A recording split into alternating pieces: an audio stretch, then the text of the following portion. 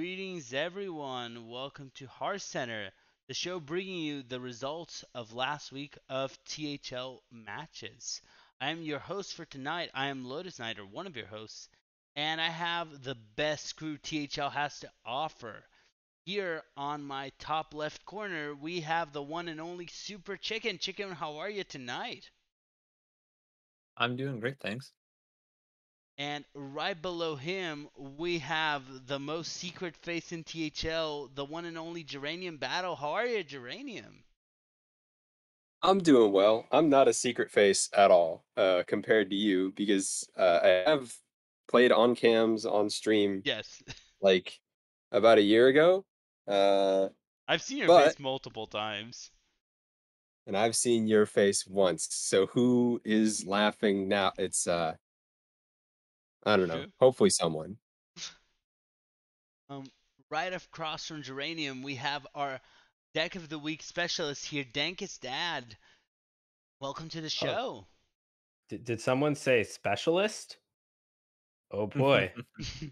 Maybe that's going to be the next format we're going to have a league for. I'm so excited.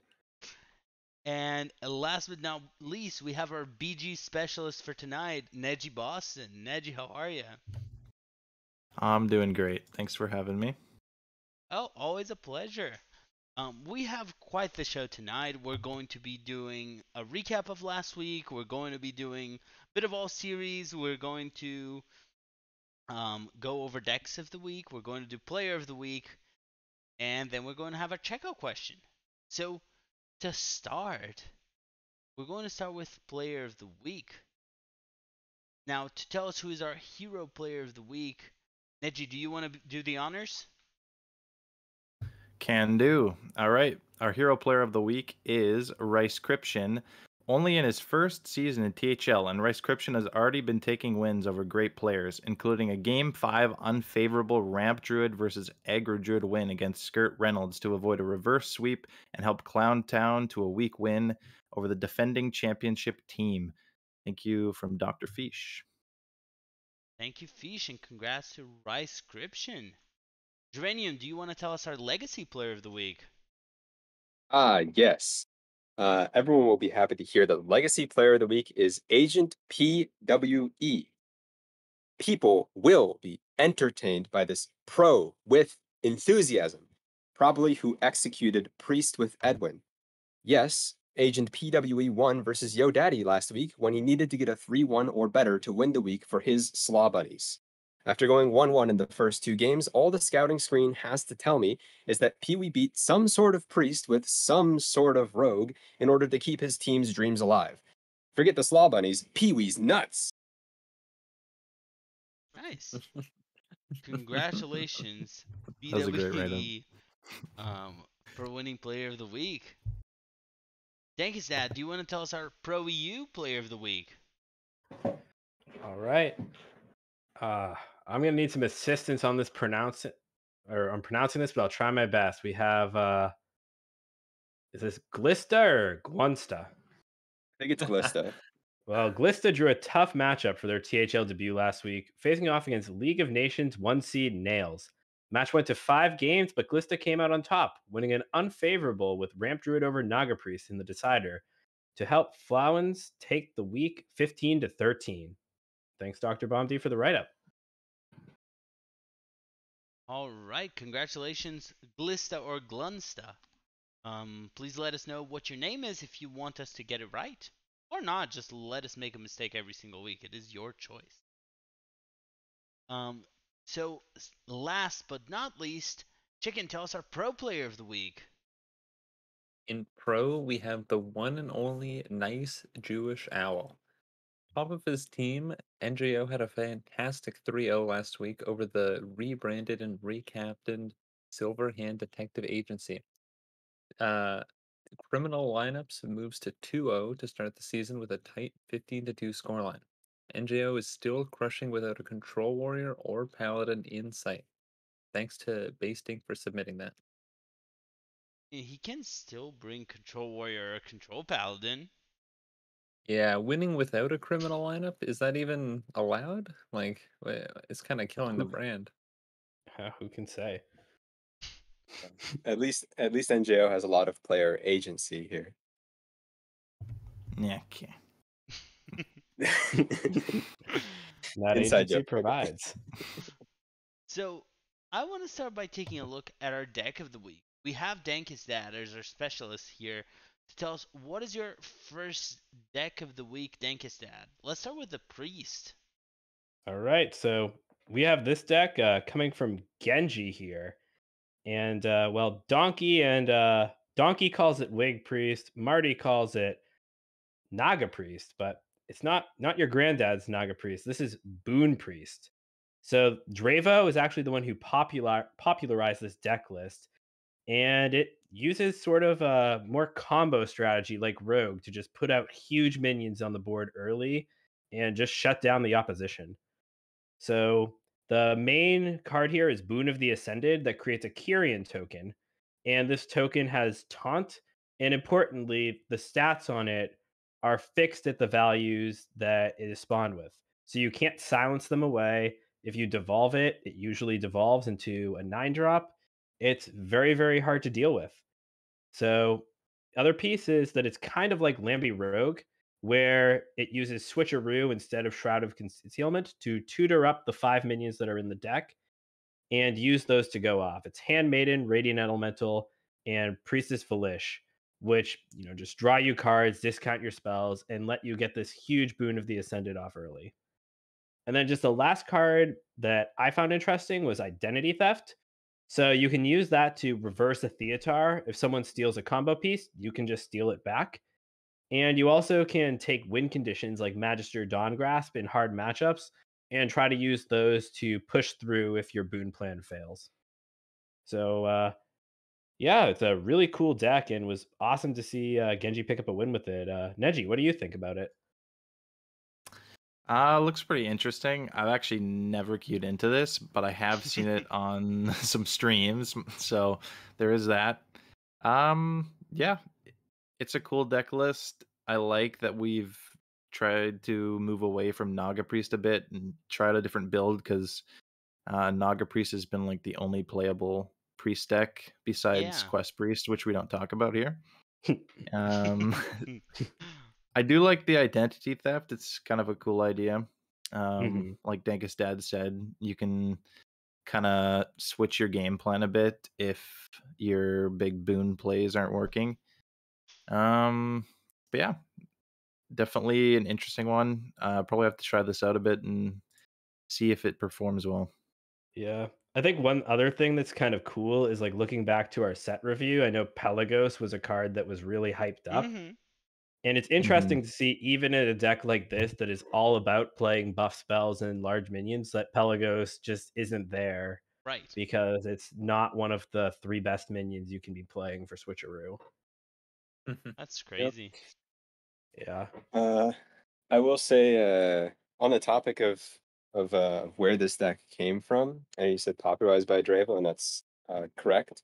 In the title of his YouTube video, it just says a viewer dropped this code. So some viewer in Dravo's chat might have created this monster, or I don't know what order things happen. It might be from like Chiansu who brought it in GMs.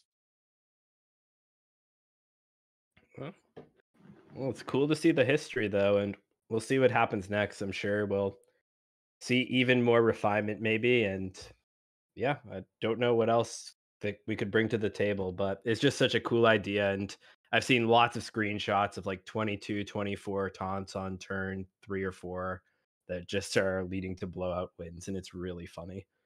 That's why you play Shadow Word Ruin in your Quest Priest. Yeah, Quest Priest destroys this deck. So I don't know, Yep. Neji. We're talking about it. It's real. It can hurt you. Oof, oof. Copium. All right. Anything else we want to talk about with the Boon Priest? Now, let's talk about the second deck here. I want to keep us moving.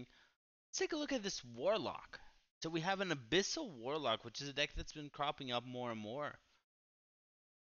Yeah. So the list that I chose for this segment here was brought by McBanterface against or brought by McBanterface this week, and I was actually also put onto this list by Genji. He used a similar one to win a community gaming event last Wednesday. But McBannerface has made some refinements that I think make the deck a little bit more dangerous. So McBannerface took out 2 Touch of the Nazarim to put in and Brand Bronzebeard to put in a second Voidwalker and 2 copies of Shady Bartender, which put the deck solidly in the aggro plan, but it also has this late game curse strategy. So some people have tried Denathrius. We saw a lot of that in the first week, and it seemed reasonable, but this curse strategy is even better at killing off control decks.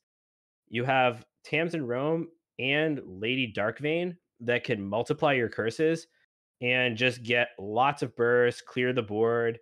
So you start off aggro, and if that doesn't work, you just go control and curse him to death. Extremely cool deck, solid bring, and very hard to plan against. Nice. So yeah, chicken. Have you played this deck before? Played against it? What do you think? Yeah, I'm glad I was chosen for this deck because I was very excited to talk about it when I saw it. I've been playing like the kind of more popular version of this, like the older version that runs like um like Touch of the Nathrezim and then also runs like Bran and a second Abyssal Wave. Hmm. I think it's yeah a lot more of a lot more like slow control and like removal tools. But actually, uh, I actually been finding myself like a lot of the times in the early game not having a consistent like curve out, which I think the Hmm. deck really wants. So I really like this as well, and I think the Shady Bartender is probably my favorite inclusion, just because like it's such a huge punish. Because I think a lot of the time now a lot of decks, especially like druids and quest priests, will just leave your board up a lot of the time, either for not having an answer or just not respecting the threat. And Hmm. this deck does like file library is kind of the only buff the deck has, or at least the more popular version. So I think adding another threat of just getting completely blown out with the Shady Bartender on Mm-hmm. 5 is really really cool. Yeah, absolutely. And that's what McBanterface does. Takes a great deck, changes a couple cards, but always makes it better. Great deck builder, and this one was a winner. I I'm gonna slightly disagree and say that I think Bran is still better than one Voidwalker here. Mm. Just to combo with the Syracuse Cultists. We Hmm. saw that that Pasqua almost reverse swept with this list, or not exactly this list, but a version of Abyssal Implock, because of that interaction of being able to double up the curses and absolutely destroy Bly's in some of those control decks where he was gaining a ton of life. Uh, so yeah, I mean the Voidwalker is probably good against some matchups, but I think against the super control heavy metagame we have now, getting the huge burst damage of curses is maybe a bit more important to have that flexibility. Yeah. Well, like I can say personally, I've played a 40 card version of this deck that doesn't compromise that. So you get your curses a little slower, but you do have all of them if the game goes long. So yeah, like it's just such a cool archetype because there are 3 or 4 ways that you can build this deck that are good at different things. And while I don't know if we'll see a best way, it'll just be able to be like adapted to fit into a lot more lineups than just, an inflexible 30 or 40 card list. So I'm a big fan of it, and that's why I chose it for this week. Mm-hmm. All right. Now we have one final deck, and what else should we be talking about here other than Control Warrior? So it is Control Warrior. I have a rule, I'm trying to pick decks that, get that 100% win rate, but I had to make a special exception for this masterpiece that is it brought. Sometimes you go into a match against Just Concede, an aggro specialist. He's going to bring the Miracle Rogue. There's going to be some aggro decks, and you just bring this monster. Edwin's a singular 3 mana 3/3. Cannot possibly get through 40 cards of armor, 2 Restaurant Vipers, card draw, Smothering Starfishes. this has it all to beat Rogue. And it even has the Kazaku-san in case for some reason your opponent is playing a real deck and hasn't killed you. Is it's ready for that? And this deck, it did beat Rogue, got its win, and was a big one for Is It, but it did not beat Face Hunter. You heard that correctly. Oh. This is a control warrior with almost all the armor cards, double shield shatter, unnerfed, and could not get the job done against Face Hunter. But if the rogue shows up, it's good. And I'm a warrior lover, control warrior. Like, I get no bigger rush than just pressing the button. And this is what I want to be doing. But I didn't know if I could before, but it's given me hope. Look out next week in Legacy. You might see some extra long armor for some extra long games, and yeah, Warriors back, baby. This is definitely not bait. I won't be allowing that on the Legacy team. Don't worry. I vetoed the Warrior. If I see Warrior near submission, I'll tell them to wipe it. It was a mistake. Misclick. They're supposed to be Warlock guys. I will say I did submit a very similar warrior list. I did get inspired by Izat in Pro Series, and this deck does not beat anything other than Rogue. You really got to hit the Rogue. Yeah, Now, we don't know exactly what lists Smear and NJO were running last week, but Smear beat a Warlock with some sort of warrior, and NJO beat a Hunter. So, in Legacy, oh. Sounds like they're both trolling. I mean, maybe they figured out in Raid Warrior. No, that's not possible. No, Let's just no. forget about that. We're we'll huffing see. copium tonight. No, I'm waiting to have Aqua on here one of these weeks. I know it's going to happen. It's just a matter of. It's not a matter of what of if. It's a matter of when. Just give it time. Yeah. There'll be a balance patch before the season's over. Don't worry. I mean, We'll see more Warrior. with the rhythm they're going to be like still 50 cards changed until the end of the season. Oh. Yeah. Oh yeah. Control Warrior will get another 7 cards buffed and still be unplayable.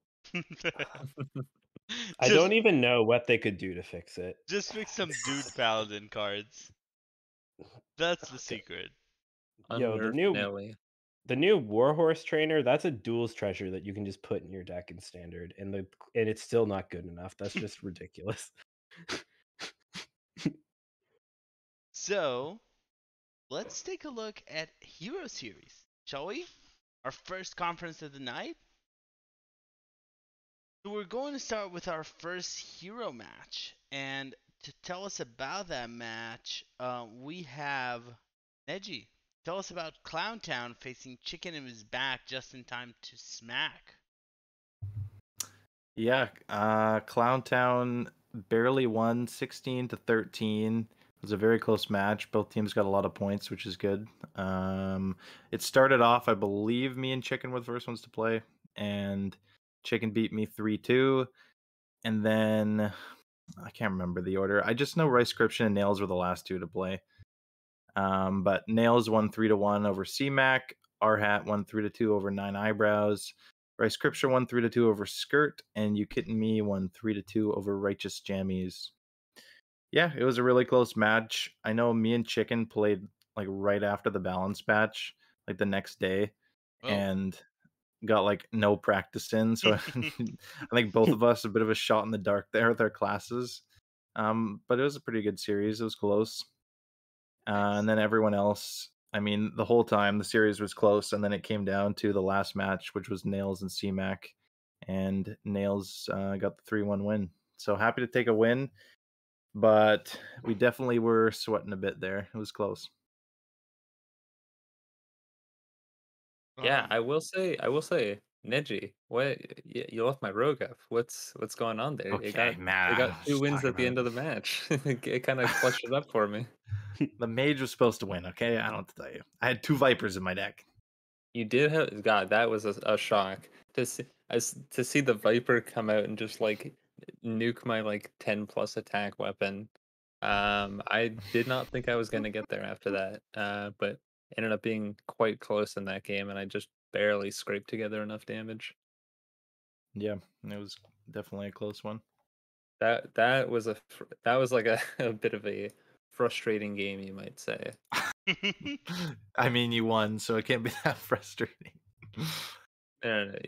Surely I got the worst end of it. No, I assure you, you did not. Yeah. Pretty crazy that the players who didn't bring Druid are the ones who lost. That was a Wonder what- mistake. I'm not gonna I, lie. I wonder what that says about last hero standing these days. And then I Yeah. banned Druid and didn't even bring it. Yup, smart. I think Genius line. LHS right now for the meta is like there's a lot of decks that can sweep. Yes. Like I don't know, I feel like Mage, Druid, Priest. Priest and Rogue and even Warlock can all sweep under the right Wow. conditions. Priest. I wonder if Priest. Kill perhaps every in the next class. I wonder if perhaps in the next match we might see something that, we might see an echo of that sentiment. So Because I think some people might agree. let's take a look at the Yeah. next match. Dankistad, tell us about another, or is it Dankistad who's on? Oh, me. It is Geranium. Sorry, I wasn't reading. Trying to do it from memory. Geranium, tell us about another pit of misery The facing person Dead picked Legend. the person picked to talk about this match is Geranium Battle, the 3 seed and the captain of another pit of misery. Okay. So yes, the this APM team took down a honestly closer than I wanted 14-10 victory over Dad Legend. There was it started off with Canoe losing a 1-3 in the 4. I chose to forget most of that match. Then Wild 9 won in the 2 over Isocles. This is pen marked by Isocles, I think, forgetting that it was Hero and bringing a full Rogue counter lineup and then Rogue sweeping. Then after that was 3 matches that all happened at about the same time, and it was great because while I was trying to get ready and play against Starlax, I was also e-subbing an e-sub over my e-sub, and getting not German Ship, not Parawax, but Dankistad to fight against Desharmo. And yeah, I mean, Dankistad might tell you a bit about how he felt about this week. But I felt like yeah, I really just feel bad. I anyways, please someone else. Yeah, so I'll jump in here and say this is my first time ever playing Last Hero Standing. And with all due respect, this format is just insane. Like credit to Desharmo, but like I drew Guff every game and Oh yeah. Druid just rolled. Yep. And like I see that I think it's probably like Druid and Mage are going to be the most brought classes for sure in this format, just because of that potential. Priest is everywhere. And you see that, like Chicken was talking about the 4 classes that seem to do really well. Well, guess what? 4 of us have brought all 4 of those classes in that week, and only one person changed their mind by switching Rogue for Hunter. It's just really crazy how when your deck has these silver bullet cards that can just swing a game, they can just make such a difference. And yeah, it was a great series too. Like I know we got to see Geranium versus Starlax on stream. Geranium had some awesome wins, breaking some road counters. Like it was a good week, and cool that both teams put up a big fight and was fought to the last one. Mhm. Um, I think there's a lot to say just about how dominant a few classes are. We're going to get that in our checkout question. And you're going to hear us talking about these four classes of Druid, Mage, Priest, and Rogue, and how they're basically very different from the rest of the pack. Warlock may be in the edge, but other than that, it's kind of a grim moment, I would say. But we have a third hero game to talk about. Geranium, do you want to talk about, or sorry, Dank is Dad, do you want to talk about this one? Sure. So we have ET Yasharj going up against F2L Black, and guess what? F2L is tying again with another 14-14 clash. Well, this one's 14-14, not 15-14, but another tie. The 1 seed, we have Rebob, the premier F2L member, taking out Godreld 3-2. Yo Daddy defeating Itachi 3-1. Trito beating Jespin on Friday Night Fights 3-1. Vampire Nighthawk taking the L to Bone Masher 2-3. And Totino's Pizza defeating Nomad Farmer 3-2. So another close match, and like we've been talking about, it's those same classes being prevalent, and the people who aren't bringing those lineups seem to be having a harder time winning. Like if like even looking in this match, the only people who brought Druid, Mage, Priest, and Rogue that lost to the Mirror. So that just that same story of that lineup dominating. Mm-hmm. So, But go oh, go ahead. ahead. I was gonna say though, like some of these games were great fun to watch too. I know that Trito and Jespin was awesome. Like the one game Jespin won, we got to see the big game Hunter live on stream shoot down an 8/8 Pelagos on curve. Wow. Just beautiful, absolutely beautiful. Nice. Um, so I want to ask here, Neji, do you have anything you want to share about ET Charge versus F2L Black? Yeah, I think Dankestad covered it pretty well. We had a really close match, 14-14. We see a lot of druids, a lot of mages, a lot of rogues, a lot of priests. No surprise there. It seems like those are the most popular classes in Hero, and for good reason. And yeah, I mean, I don't know what happened in the games, but it looks pretty close to me. Fair. Any final thoughts on this match before we go into the hero standings? Okay, so Geranium, tell us, what is the picture looking like for hero this week?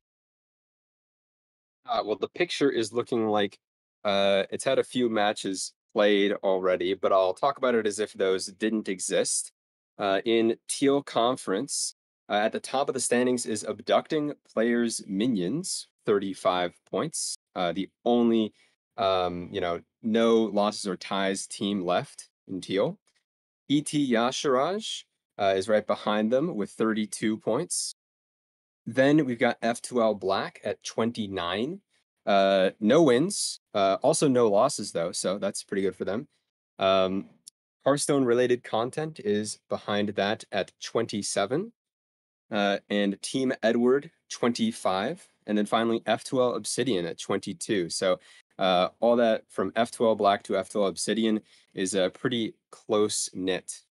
Then over in Purple Conference, at the top, we've got Clown Town at 36 points. Then Another Pit of Misery at 33 points.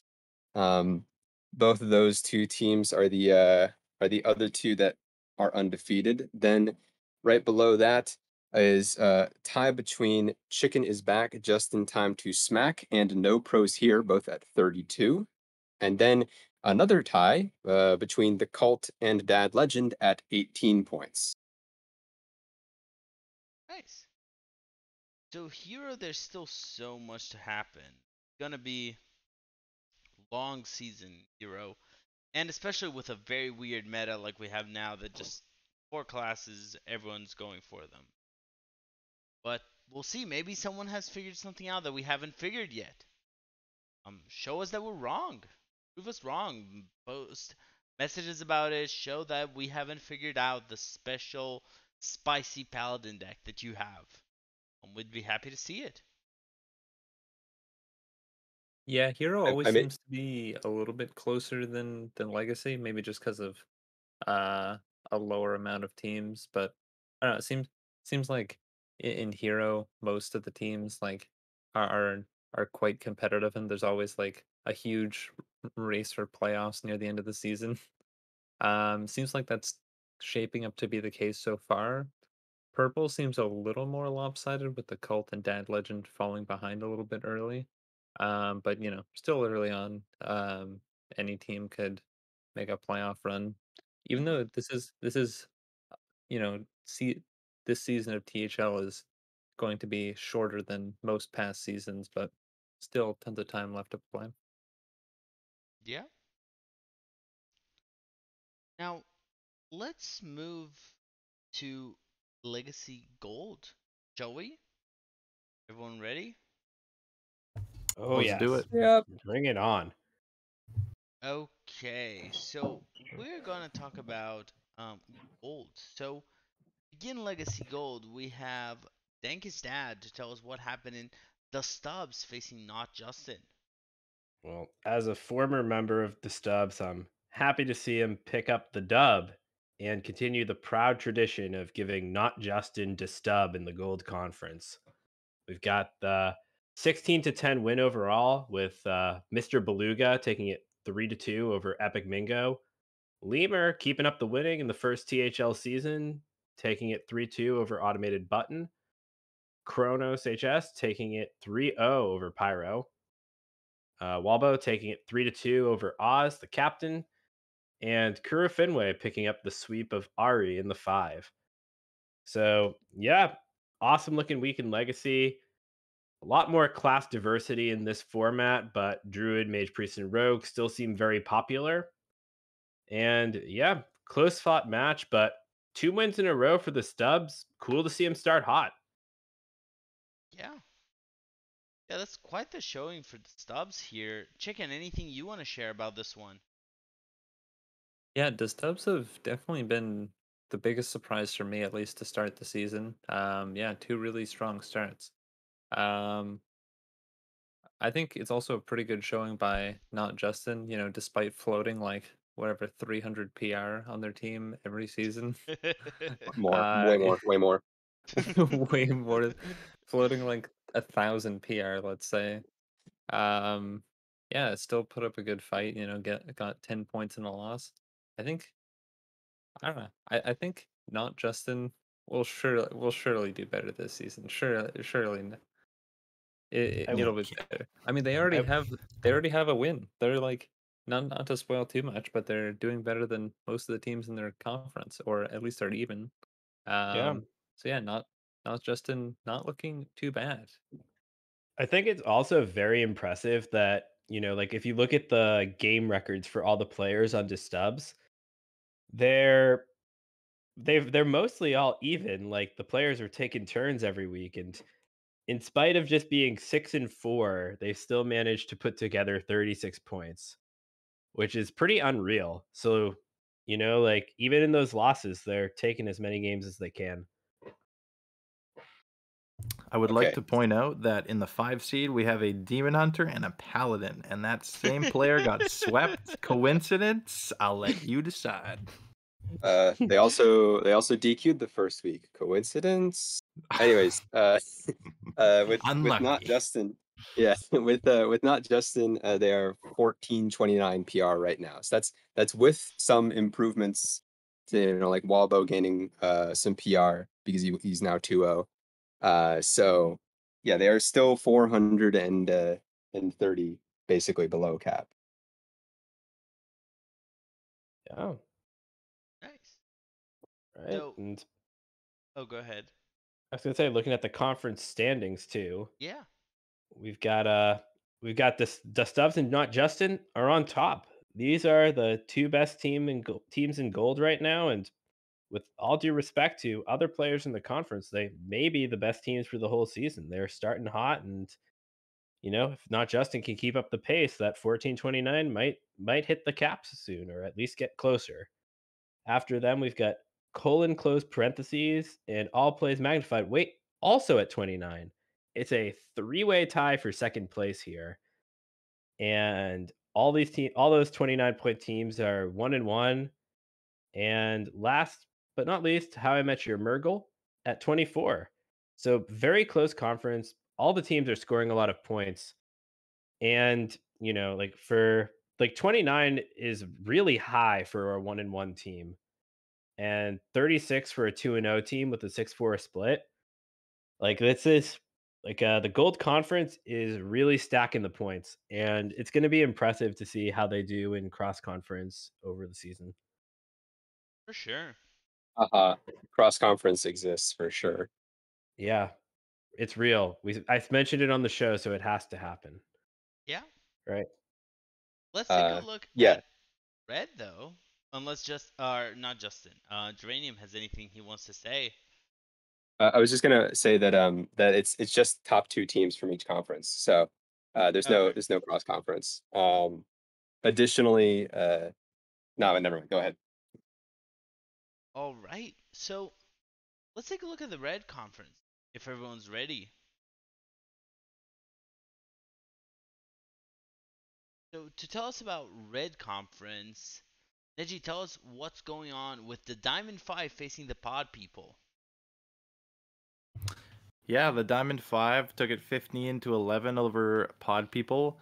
But this was actually a really, really close series. I believe Danka's dad started us off with a 3-2 over Starlax. But then Wicked Good took a 3-2 over Ron, and Copa subbed in and got a 3-1 over Ricescription. So we needed to win the last two matches to win the week. Kotamora came in and got a 3-0 over Swaybe. And then late night on Sunday, me and Ridiculous Hat played, and I got a 3-1 win. So happy to take the week win here. We weren't too sure if we were going to get it, but nice to get it in the end. I can say for me and Arhat, it was kind of just a blowout series. Like every single win for each of us was just like a complete non-game of just like drawing the best hand ever. Yep. I remember here, I have it over here. I typed in the server, I'm like, bruh, he went coin growth into seedsman into guff. And then and then after you just see me say, oh, I drew a better hand, and then I won that match. I was playing Warlock. I think I went like turn 3, I summoned the 1/1s, and then turn 4 I coined Bartender, and then turn 5 I coined the other Bartender, and then turn 6 I played Reform, and that was just barely good enough to win, which is absurd. And then the other games were also blowouts. One of them was I played Barbaric Sorceress, and I got my amulet to 5 mana, and then he played Theatar, and I had 6 cards in hand, so it was literally just a 50-50 to win the game, and he did not hit it, unfortunately. Or I guess fortunately for me. But yeah, not the most fun series for either player probably, but it does happen sometimes. Yeah. I know on my end in my match, Starlax kind of put me in the box. He brought the counter rogue lineup, and I went up 2-0 with my other decks, and with the rogue, I swung and I swung and I swung, eventually getting there, but oh god, those were some crazy games that really came down to the wire. You never, I think it's the only time I've ever seen Rune of the Archmage not win the game is when I play it as a rogue, but sometimes that be how it is. Yeah.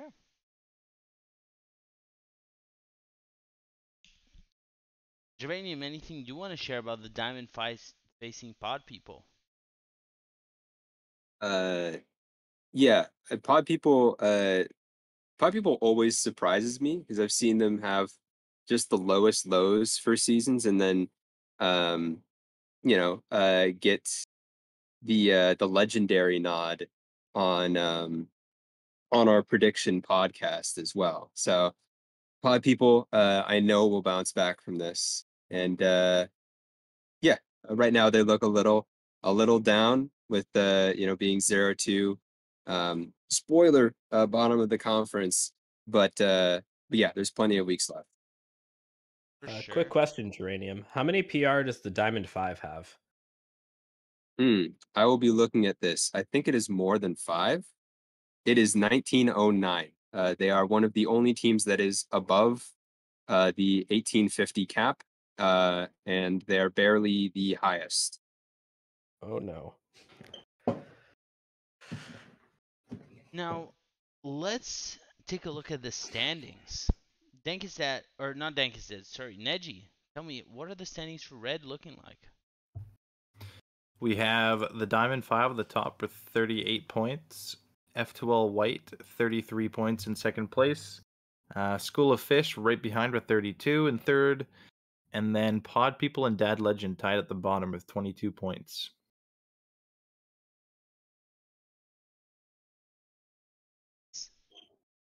Now, everyone good with Red? Can we move to Silver Conference? Let's Yeah, let's go. take a look. Chicken, tell us about the Season 22 closed list conquest participants facing the Illidan's Death Knights. Yeah, this was a matchup between the kind of at least the early top two teams in Silver Conference. This is probably the matchup I would just looking at the schedule at the start of the season. This is the matchup on paper I was the most worried about. IDK is definitely a team that's made some significant upgrades on their roster this season, getting Fudov and Molstar in the 1 and 2, and JR moving all the way down to the 3. Is pretty insane. And my match against Fudov was incredibly close. Fun fact: in all 5 of the games, a druid lost. Um, so yeah, we both agreed after the match that druid is a fraudulent and terrible class, and just loses to itself when it doesn't draw a guff. That's And true. yeah, we I think like I don't know, there was like 1 or 2 guffs drawn across like I don't know 7 druids played or something like that. Wow. But yeah, especially and the last game was particularly crazy. I was big spell mage against his druid, and I had like an insane opener. I had like the location and Belinda and Magister Dawn Grasp in my opener. But then like everything went out the window when my Belinda drew 2 runes of the Archmage. So then I couldn't even play. Like I basically just had to keep throwing stuff out for tempo. But then my Belinda or sorry, my Dawn Grasp was useless because it wasn't gonna pull um a Drake Fire amulet because Oh, I didn't have it. So like my plan went like completely out the window, and I basically got pretty lucky with my rune because it casted a Deathborn and like summoned sure, a bunch of skeletons for me. sure. And I ended up just basically pushing damage just a bunch of random garbage minions. Mm-hmm. But yeah, it was a yeah, very well played by Budov as always. Yeah, super close match. Um, Yeah, Funny enough, Mighty was the first one. I got Mighty to sub in because Gamer Dude was away this week. And he played his match like very early on like the Monday I think. But yeah, he was the only we subbed in a GM in the 3, and he was the only one who lost. yeah. Hey, JR's OP. He is OP, especially in the 3 seed. Yeah, That's pretty crazy. Yeah, I don't expect IDK to get 11 points every week going forward. I'm sure they'll get a lot more than that because they're a very strong team. for sure. Now, I want to ask Dankistat any opinions you want to share about the Season 22 closed list participants facing the Illidan Death Knights. So I'll give Chicken and Food Off some free advice. If you try to draw Guff, you'll increase your win rate by about 8% if you're playing Druid. So it's a really good idea to do that. True. Otherwise, though, like, Chicken's out here talking up the other team, but even like looking at his team, is it Tab, you kidding me? Like that roster, Gamer Dude, just also a very solid roster. You have Mighty on the line to bring in the 3 when you need somebody. Like, that team is very strong, and I would not be surprised to see them in a really good position in the standings when we look at those. Sure. Now, what are the standings looking like for Silver Chicken after this match? Wow. Well, wouldn't you believe it? The season 22 closed list conquest participants are at the top with 35 points. Then right below them, we have IDK at 32, then XD at 27, the Slaw Bunnies at 25, and STD at 18. Lots of acronyms in this conference, I'm noticing. Mm-hmm. Everyone, whoever made the conference, sure, obviously, okay. Can I just say something? We all know the wheel isn't real. This is just Saku spins a wheel and then picks where it lands. I'm sure Saku just put all these acronym team names in the same conference because he thought it would be funny. Yeah. Yeah, that's what happened. You if you think the wheel isn't rigged, just don't look at pro.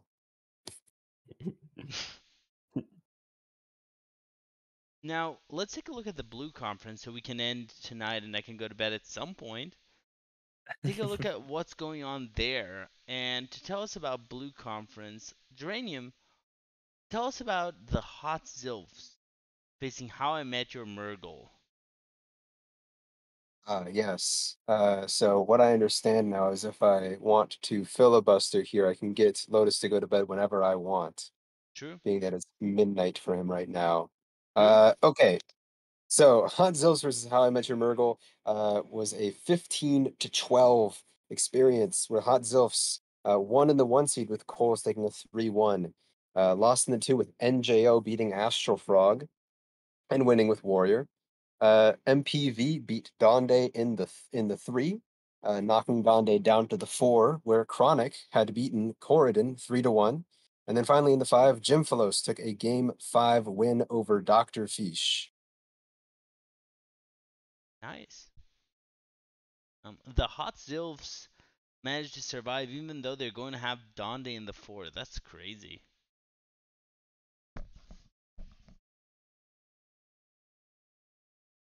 Chicken, anything you want to share about the Zilfs facing How I Met Your Murgle? Yeah, the Zilfs are always a bit of an enigma to me. Sometimes they like really, really strong, and sometimes they just like some weeks they just put out absolute stinkers. Like sometimes they'll just drop like 7 points a week, and then they'll come back another week and put up like 20. So Yeah. I really have no idea how they're gonna do this season, but yeah, I mean, getting a win here is always a good look. Puts them at 1-1 on the season. Definitely a good bounce back after their first week loss. Mm-hmm. I think they should probably rename themselves to Hot Dilfs. Denathrius is lethal for sure. True. That's a Oh, good one. that's great. Um, I want to know just something about Coles because Coles doesn't play a lot, but he is crazy good. It's just Coles always surprised me. He one time in our match, I think like a year ago, he decided to bring Rally Priest. Had never played the deck before, and that was not an easy deck to play. And swept me with Rally Priest the first 3 games directly in Hero. Not having ever played the deck before. So he's a player that doesn't play as much but can do so well in randomness, and I think it talks a lot about the Hot Sylph's average results.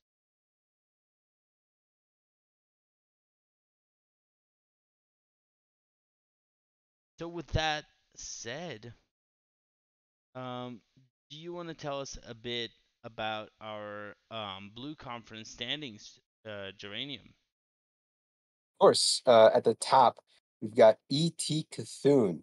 I think that they're the top team in the entire Legacy League right now, with 40 points. 4 out of 5 Justins right behind them with 36, also undefeated. Hot Zilfs sitting a little bit below at 27. Dumbledore's Army at 20 and the Cooler at 14, both quite a ways behind the top 2 positions. But Even though they're a full week's points behind, they can still make it, of course. Sure. Now, let's go back to the main screen since we're done with Legacy. We have our commercial for tonight. And to read our very special commercial tonight, we have Danka's dad. Danka's dad, tell us, what is Twitch Prime? All right. Hey there, Twitcher Brewers. Have you subscribed to Team Hearth League yet? Then make today the day to be a league yourself and subscribe to our channel. This subscription enables the THL team to help cover the various costs of cooperating our website, as well as to improve the quality of our streams and content to our viewers. If you have Amazon Prime/Twitch Prime, you can sub to the channel for free. Subscribers will get a THL SmoochCon, as well as the lovely THL chat badges. So hit that crown button and keep the notifications bing bong to make sure you catch our team broadcasting live. We appreciate each and every one of you. Special schmoge to our viewers. Check out THL's other social media points of interest. Website, teamhearthleague.com. Catch us on Twitter, at THLHS. Join us on Discord, Team Hearth League. The true Hearth legend himself, Saku, continues to post all of our videos on our YouTube channel. Just search for Team Hearth League to see everything previously recorded. You, of course, watching us on our Twitch channel, twitch.tv/Team Hearth League, or possibly on our YouTube channel in the future. And for all of you THL fanatics out there are THL smoges every single most days of the week. You can't go wrong tuning in at any time for some Hearthstone-related content. Now back to the good part. Ka-chow! I hate to say it, but it felt weird not saying mediage.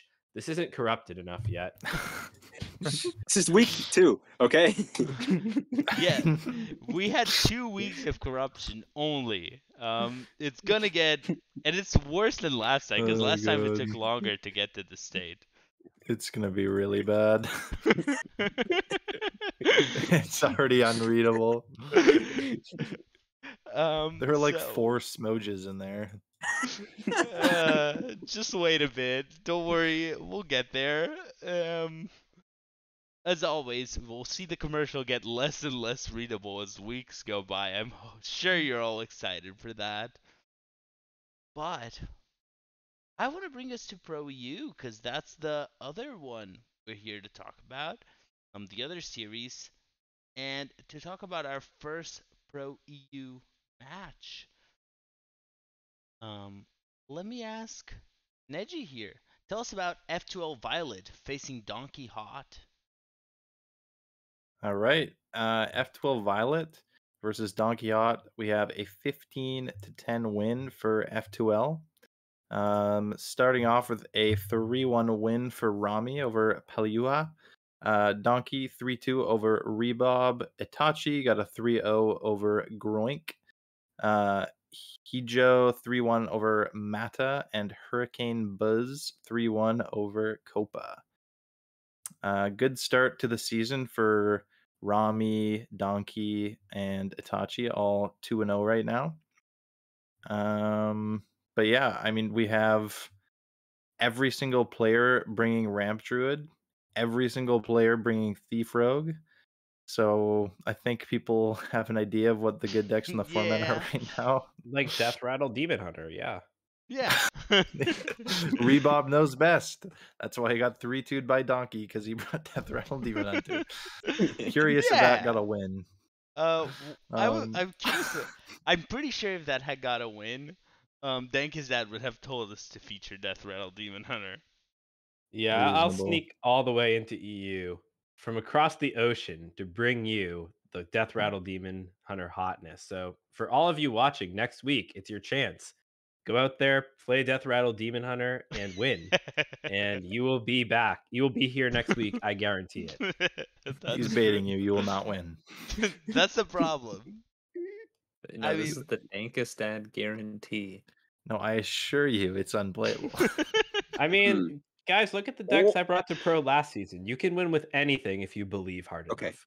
You guys are laughing. You guys are laughing. But Yeah. Death Rattle Demon Hunter beat Ramp Druid. Fair. Did Donkey have a DC? We'll never know. This is actually looking a lot like Super Chicken versus Foodov. Ram Druid's just a terrible deck. That's why all 10 of them brought it. Or, yeah. Confirmed. Yeah, Well, not I much to guess we'll add see. here. I do like that the Shaman bring from Itachi. I think Shaman is still really good. People just decided to stop playing it because Snowfall got nerfed, but I think the deck is very good still. And Itachi got the 3-0. Mm-hmm. A lot of Thief Rogue bans too. What a surprise. Uh, I'd be curious about the Grunk's Ping Mage list. That seems really interesting. That like with skeletons and amulet being popular, that like mono ping is still back in the meta somewhere. Mm-hmm. Anything else anyone wants to say about F12 Violet versus Donkey Hot? Before we move into the Pan and Cooks versus the Underdogs.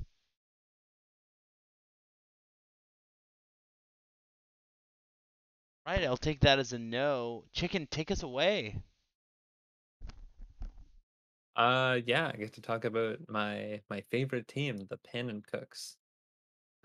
This was a pretty low scoring match. Actually, a very, very low scoring match. Only 3 points off the lowest possible. With there being 2 sweeps and 3-3-1s, with the Pan Cooks taking it 14-9.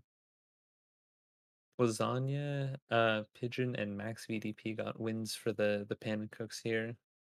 Yeah, while oh no, I can't pronounce this. Blanky? Oh, surely it's just Blanky. I I'm gonna go with that. And oh no, and how do I pronounce this? Oh, Vuska, maybe? I don't know. Anyway, Vuska got a win here as well, 3-1. Yeah, everyone has brought um or everyone has brought Druid. Not everyone brought Ramp Druid though. There were two aggro Druids on the side of the Pan Cooks here. Not really sure. Obviously, Pigeon got a win with the aggro druid. Not sure if Jack Attack did, but it is interesting to see aggro druid. It does serve as a fairly good counter to ramp druid. But I don't think it does too much else very well. But another thing that's interesting is not a lot of rogue bans. Seems like people were either either kind of hedging their lineups towards beating the rogue, or maybe just not too concerned with it in general. Mm-hmm. Yeah. Nobody tell him that Chicken missed Prestor Druid in this Oh, there screenshot. is a Prester Druid. Prestor Druid almost got swept. I am. Did not get I'm swept look. because it was not Prot Game 3. I'm looking at these game results, and I'm very impressed that XL Relic Demon Hunter managed to beat Thief Rogue. That's a big win there. Damn, another DC in EU Pro. Hate to see it. Yeah. Those EU servers are just not improving. No. Now with this, I think we're going to talk about the standings. Thank is that tell us what is Pro U looking like. So we do have some current weeks in the mix here, but so far, Pan and Kooks are at the top with 42 points. E-Teen is off in second with 41. F12 Violet in third with 39. Donkey Hot in fourth with 32. League of Nations in fifth with 26. Flowens in sixth with 25. Underdogs in fourth or in seventh with 23. And Pertinax in eighth with 20. So given the Panicooks do have their 8 points from this week, and E18 is off, only has 2, but they're really up there with F2L Violet over these other teams right now. So it seems like there's this kind of split between those top 3 and the rest of the conference, with Pertinax and the underdogs maybe having to work a little bit harder to get back into the mix, but still early, still close, and at least 6 of the 8 teams really still seem to be in the hunt for a playoff spot. Mm-hmm. Now, you were you were impressed earlier about I think 1-1 teams being at 29. I'm pretty impressed. League of Nations 0-2 being at 26. That's incredible. 13 points per week with no wins is just some serious bad luck. Hope I would hope that if they post similar win rates, that score turns around a little bit. Hmm. That's really something. Well, That is like the highest amount of points I think you can just possibly get while still losing both weeks. Because I think if you get 14, it's automatically either a tie or a win. Yeah. That's Uh, that's just brutal. no, if you the other team can get 16 to 14 or 15 to Oh, okay. 14. Okay. I think Yeah, I've so seen that very few times though.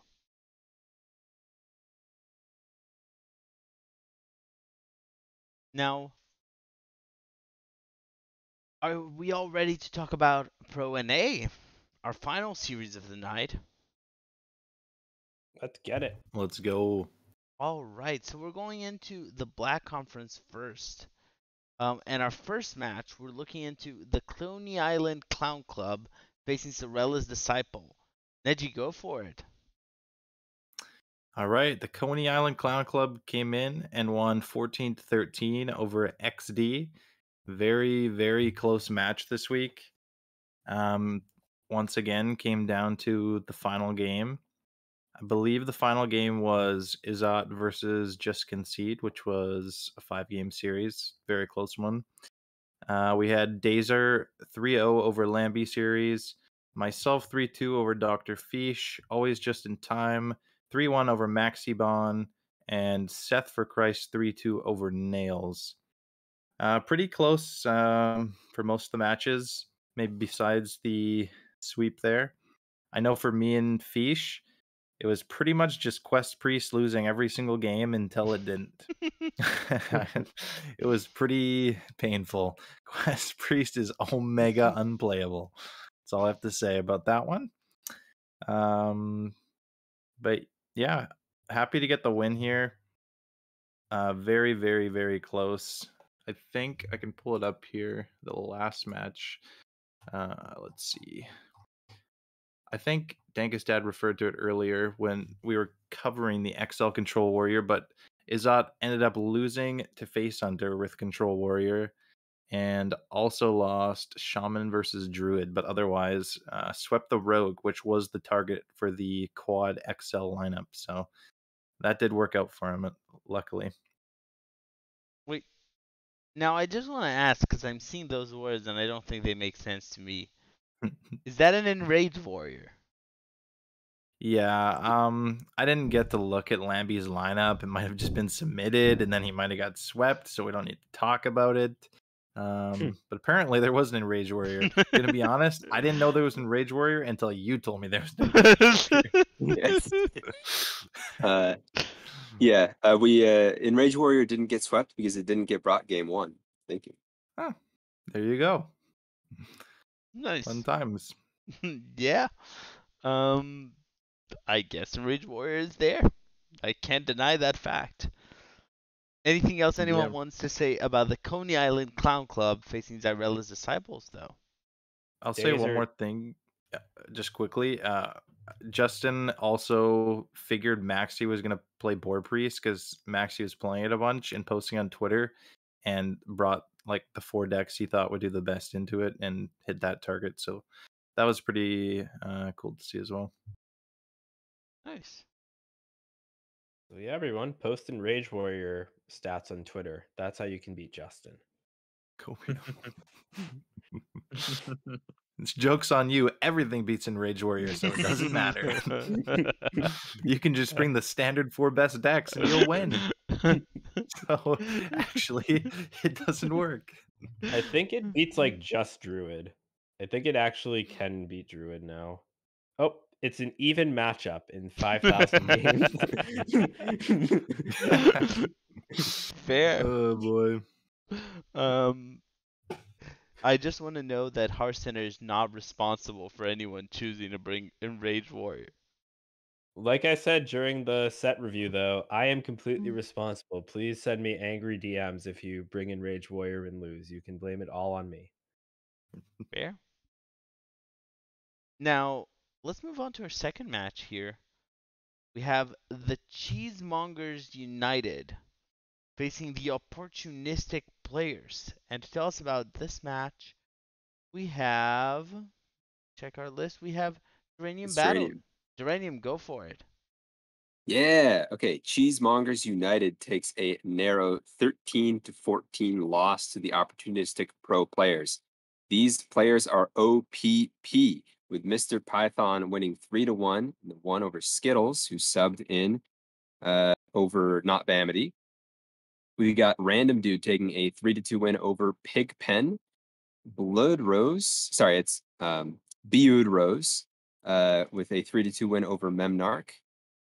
Ginger with the 3-2 over Wild Nine. It's not Ginger Ninja. And then Pyro Llama with a 3-0 sweep over Righteous Jammies in the 5. I see Control Paladin and Control Warrior. Oh. Man, Ginger banned Control Paladin. That is crazy. You must have got dared to do that. I refuse to believe you looked at these 4 decks and was like, XL Control Paladin, insta-ban that. There's also Surely Spooky that Mage. beats Ramp Druid and Amulet Mage. And that sounds, Naga. that's a better choice of ban than a Spooky Mage. I would like to petition that we allow banned decks to be featured in Deck of the Week.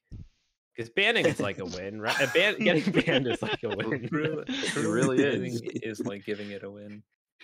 We were That not allowed to said- give XL Control Paladin a win.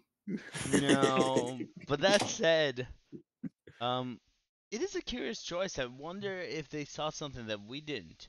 Like maybe Wild 9 has figured out an interesting control strat, which I would love to know. This might just be target Naga Priest, honestly. It's target Thief Rogue, I believe. Yeah. Could work that too. would make sense. I'd imagine these decks have like either Viper or like Nope. the Nope. I'm looking at them right now. Absolutely not. Oh, There's maybe the mage has vipers and the priest has 1. No viper in the warrior. No viper in the paladin. maybe that's why Wild 9 lost this match. That you considered it's a target on your own win rate. Unlucky. Yeah, this is just straight up holy paladin. That's impressive. I'm very impressed by this. XL holy paladin with just a few new cards smattered in there. Not even the Denathrius build that Ufric brought last week. But this lineup goes hard though. I'm a big fan of the 160. By the way, Thief Rogue won against the Control Warrior. Yeah. It sure did. At least Bash is 2 mana now, right, guys? Copium. The ghost face. It's just better Yeah. than Dark Bomb. Drain Soul and Shambles. Guys, Dark Bomb sees playing wild, so surely Bash is insane. I will note it is an interesting strat by Wild 9. Like, I would hope if Wild 9 had won, I'd be so happy because I just want to see decks being playable. They're not. Yeah. They're really not right now. All the numbers point at this being a very, very bad meta in terms of quite concentrated in power in a few classes, and those are not it. If you want to see Control Paladin win, all you had to do was ask, and I will provide Aquaman 57531 over ZLSJS with Control Paladin and Control Warrior. Yeah, Aquaman had Wait, it got banned. It got banned. Aquaman had a pretty legit lineup. I think that it was the same kind of strategy as Wild 9, but with a little bit more specific tech aimed against the rogue. I know I was talking to Sure. Diamond about this. He also played it in a tournament and had good success into rogue. So reasonable, but sometimes you don't draw your stuff, the rogue slips by, and you're completely hopeless against the other 3 classes or 2 that are left. So Fair. tough beats if you can't smash rogue 3 games in a row with these decks. Fair. Now, while Rogue has been a big target, I want to know what the standings for the Black Conference have been looking like. Tell us what is going on there, Neji. All right, we have the Coney Island Clown Club at the top with 40 points. No pros here, close behind with 35. Both teams are 2-0. Cheesemongers United at 33. ET Yog Saron at 32. F2L at 29. XD at 24. OPP at 23. And Graduate at 22 points. Nice. We have all around a smooth spread. I don't think we have any extreme outliers yet. Although Coney Island Clown Club has gotten a lot of points. Yeah, 40 is a big number. Nice job, Neji. Thank you. Here I must parrot my co-casters from before and say that, wow, this conference looks like it has a lot of acronyms in it. It's rigged. Hmm. I assure you, Black Conference is definitely the tougher conference. I do have to say, Graduate brought 4 XL Control Warriors this week, and they are in last place. Coincidence? Surely. No shot. Now, let's move on to the Pink Conference. And in Pink Conference, we have a different picture because it's a different conference. That's a fact. Tell us about our first match. We're going to be looking at a perfect Murloc facing Swagoi. I know you're all excited to hear as Chicken tells us about this one. Yeah, Sugoi not off to the best of starts in Pro Series. Yeah, they're a team that has Molstar returning. He's kind of been a long time Swagoi member. But without the Christian mystic Jared Pullet there, I think there's no hope for this team. How could they ever sub him out? It's Um, doomed. yeah, it's just dude. What are you gonna do? Yeah, without him to to lead the team, I there's just no hope, I think. But yeah, they fell to a perfect Murloc, who has probably been the most surprising team for me so far. I mean, Parawalk's obviously a player that's performing extremely well right now. Just won the community gaming tournament over the weekend for an MT invite, and is off to a very strong start for APM.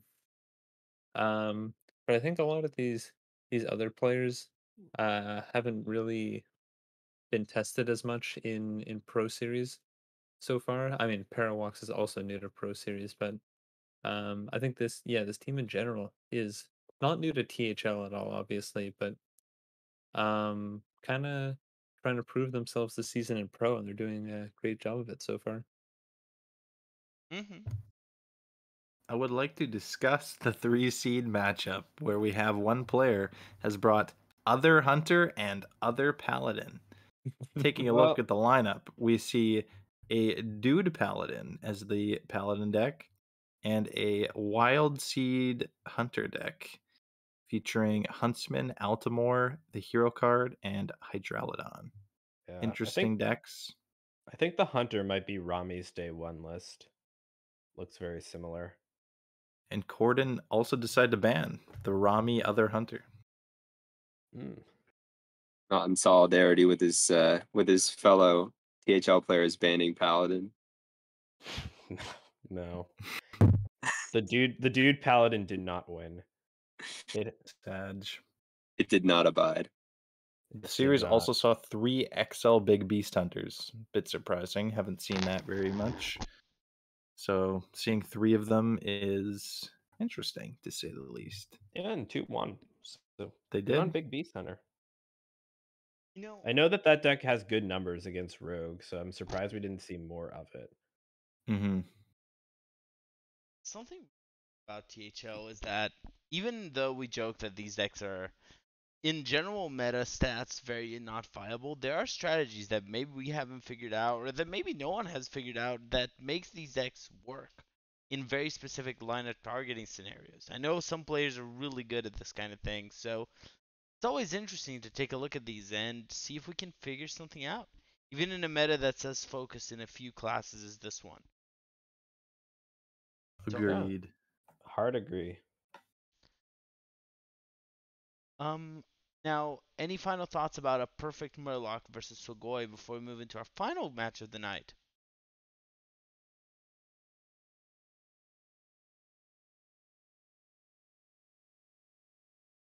All right.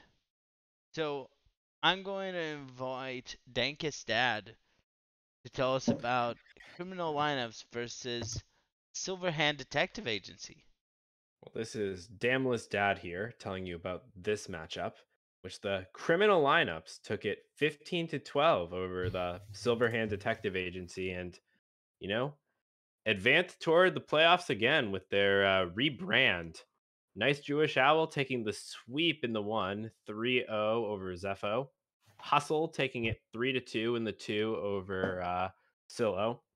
Young Zera taking it 3-2 over Pescatarian.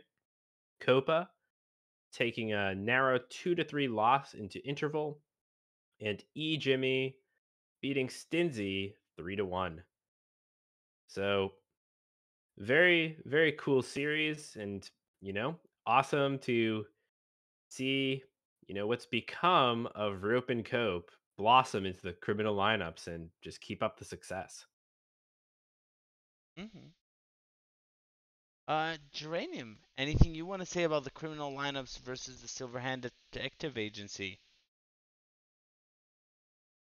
Uh, yeah, I mean, Criminal Lineups is an unplayable card, and luckily these players have copied uh their win rates, mostly copied 3 win rates alongside their team win rates. So good to see that they are starting out strong on the season. However, Silverhand Detective Agency is much better at copying since they are all 1-1. Uh, well, hopefully, they are not overloaded on wins for the rest of it. We'll see. But cool series. I know Owl was very excited to bring the aggro druid and was sad to see it get banned. And yeah, all in all, though, it seemed like from what I've seen, I will say I know that I've seen some of the preparation on the part of criminal lineups, and yeah, it's just kind of nice to see the team all mostly on the same page, and then Milo just doing his thing in the one. It's it's a it's it's one of the better parts of that team dynamic, and I'm hoping to see more of that with hopefully some warrior and paladin across the season. Nice. Sure. And the worst part of the team dynamic is having to team with Milo. Fair. Nah, Milo's the best teammate. I think that I would have brought way worse decks if Milo didn't have even worse ideas than me that made me reconsider it. But hey, we'll see. Him hustling Yangzera, they're all going to go 7-0 regular season. I know it. Nice. Now, let's take a look at the standings. To tell us about pink standings, we have Super Chicken. Chicken, take it away. Yeah, at the top we have a team almost at the maximum amount of points. Brushy Tuna at 43, only three points off the max there. Then 38 we have APM. Right below them at 37 is Criminal Lineups. Then a good bit down are the Canadians at 28, and Silverhand Detective Agency at 27. The Raging Clues at 21. Wilker's Lovebirds at 19, and Swagoy at 16.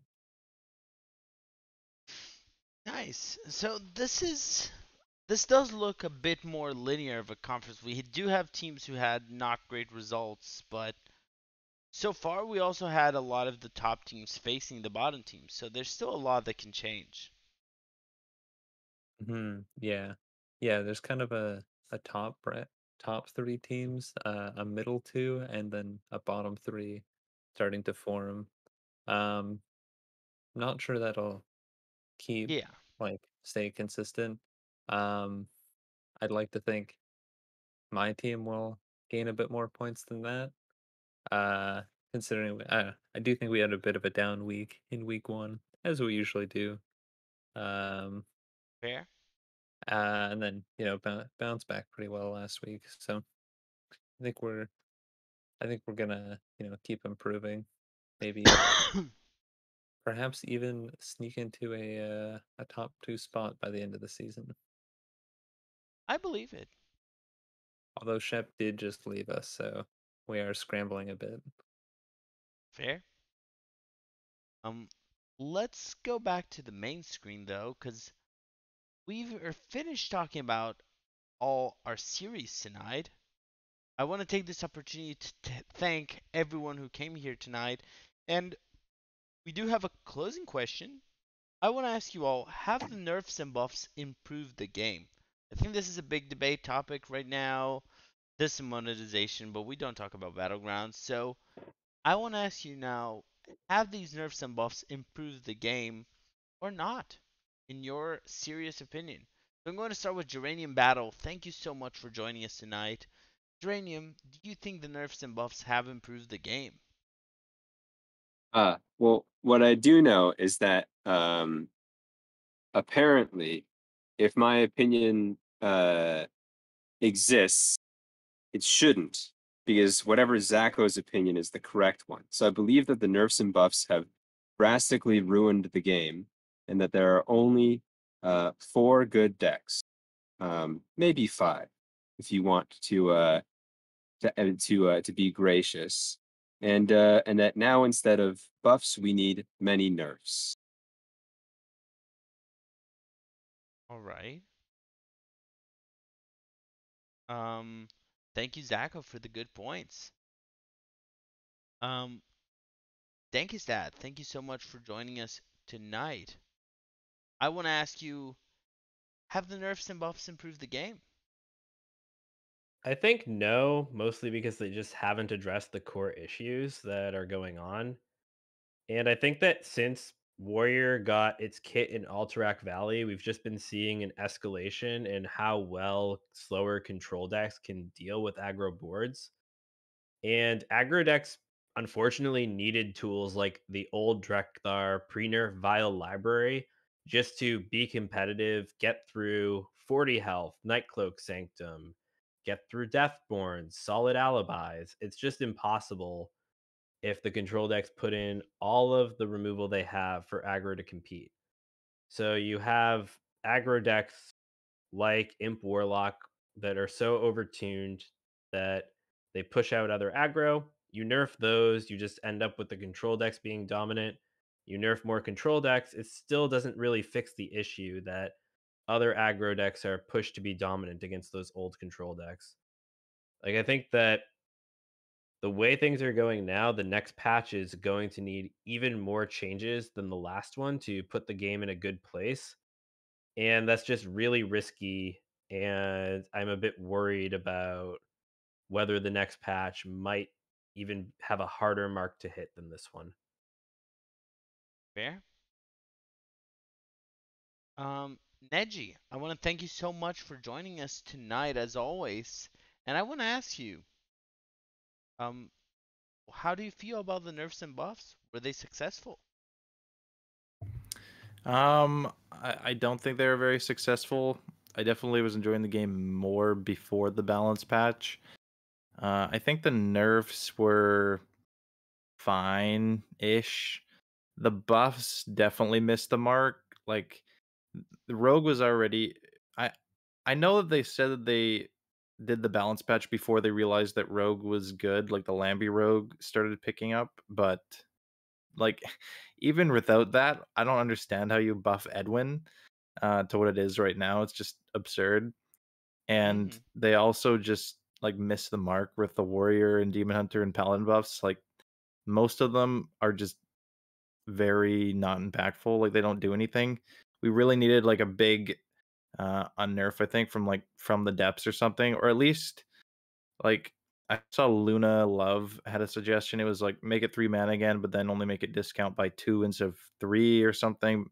Like Warrior needs some way to cheat mana or do something powerful because right now it just has nothing going for it. Like just endlessly clearing things doesn't do anything, especially when there's like no aggro because Renathal exists. Yeah, Um, but yeah, I don't know. I definitely think it's the game's not as fun right now.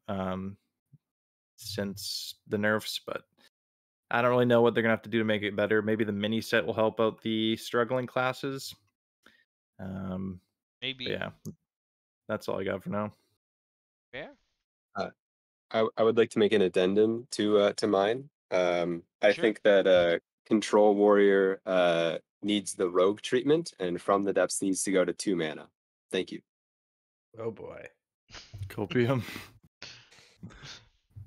Um, Last but not least, Chicken, I want to thank you so much for being here tonight. I want to ask you, do you think the nerfs and buffs have improved the game? Oh yeah, I'm having so much more fun. No, no, not at all. Uh, yeah, my favorite deck of the last two expansions has been taken out behind the shed and executed for all time. Um, Hunter kind of got like murdered for some reason. I do understand nerfing the seeds because they were the best performing cards in Hunter and like just the game or like they were some of the best performing cards in the game. But they were like also the only cards keeping Hunter relevant in my opinion. So I think nerfing the wild seeds without maybe buffing some other underperforming cards in Hunter was a bit of an oversight, I think. Because Quest Hunter still exists and Beast Hunter is still playable, but Face Hunter really got hurt by the Wild Seed nerf. Like missing 2 damage on every weapon you get from the dormant minion is a huge deal in Face Hunter. You know, like literally every single point of damage matters a ton. Um, so yeah, I I'm not like the biggest Face Hunter enjoyer or anything, but I think it was like that version of Face Hunter was pretty cool. Compared to other ones. Like I really like the Wild Seeds and Twin Bow Terror Coil. Like that was a really I found that was a really fun way to play the deck. But yeah, also to touch on what Neji said about like Warrior just being so bad, I think one of the issues is that the class is really bad with Sire Denathrius, and that's like the main late game win con right now. Um, I don't know how you make Warrior better with it because they just don't run a lot of minions a lot of the time. They just don't generate a ton of Mm, minions. Um, so yeah, Warrior is like it's just such a bunch of compounding problems. Like it's just I What? Paladin also has a similar issue of just not having like a clear win con either. Yeah. Um, Also like yeah, I it does feel like these buffs and nerfs were a little bit premature because I think um a lot of the builds were kind of just getting refined when the patch came out. Like not yeah. everyone was playing solid alibi before the patch, and now it's like in literally every uh like skeleton mage list. Like that was a card that was like people were slow to pick up on. I'm sure there's other examples that I'm not thinking of right now. Kind of like the Yeah. Curse Warlock build that we looked at earlier, and the Blessed Priest, yeah, like the Boon Priest, like that. And I'm sure some of them are like as a result of the meta shifting towards Rogue and stuff like that. Um, Yeah. but also it did feel like the meta hadn't really settled yet. Yeah. All really good points. Like the warrior win condition thing is so true though, because I think that the last warrior win con that came out was ETC in Dark Moon Fair. Well, And I would argue Nelly, but fine. yeah, I guess that's fair. But even Nelly wasn't really played as its own win con. You still had to run the whole Galvangar from the depths package. Yeah.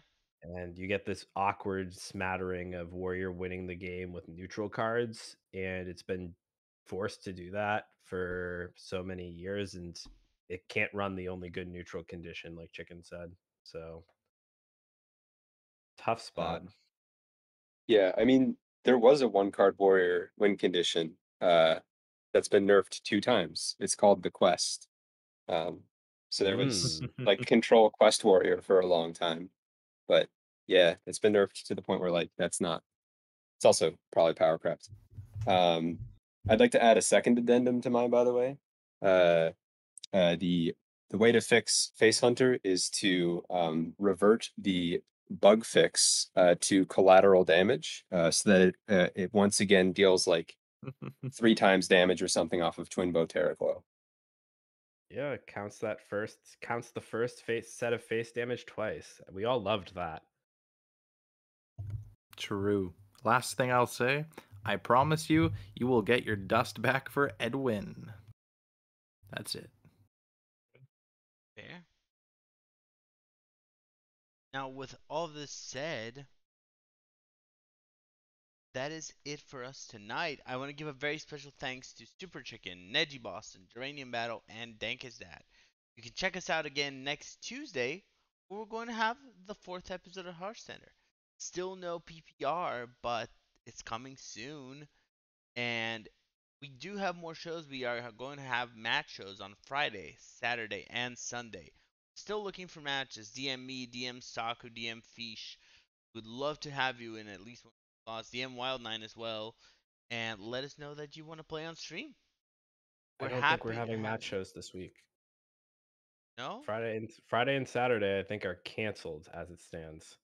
Oh, I didn't know Yeah, that. and Sunday is full. Smile. So we're not having more space for matches, but still Okay. DM us. Maybe you can. We'll still DM everyone and bother them. Yeah. You could probably get a school stone slot. Maybe, I don't know. I mean, I I'm don't know. I'm not going to opt, but if someone wants to, go for it. You you will not be getting a school stone slot. But with that said, that is it for us tonight. Check out the match shows whenever they happen this week. And next week, see you again for Hearthcenter.